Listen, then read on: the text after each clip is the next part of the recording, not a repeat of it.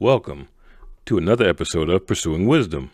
My name is Robert Davis, and today we're going to answer the question, are Christians under the law? The Apostle Paul plainly tells us in the book of Romans that believers are not under the law, but under grace. He goes further and gives us an example of a woman that is bound to her husband as long as he is alive. However, once her husband is dead, she is no longer bound to him and can legally remarry. Since we have died in Christ, we are no longer under the dictates of the law of Moses. The Jews have 613 different laws, not just the 10 Commandments. We are free from all of them, including the famous 10 Commandments. And yes, this includes following the Sabbath.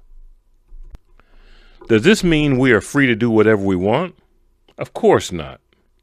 Peter and Stephen both declared Jesus was the prophet raised up like Moses. What made Moses special? God gave his commandments directly to him. It says he spoke to him face to face, and he gave those laws to the people. In other words, Moses is called the lawgiver. Jesus also received God's commandments, saw God face to face, and he gave them to the people, just like Moses. Only Jesus and Moses gave the people commandments directly from God. In this, they are unique. What commandments did Jesus give to us, though? Jesus told his disciples, "A new commandment I give unto you, that you love one another, as I have loved you, that you should also love one another. And by this, all men will know that you are my disciples if you have love one to another." How exactly did Jesus love us? He loved us so much that while we were yet sinners, he gave up his life for us. Christ put us ahead of himself, not out of obligation, but out of love. This is how we are to love one another. It doesn't get any simpler than this. Jesus gave us one commandment. We only need to ensure we get one thing right. Love is the fulfillment of the law.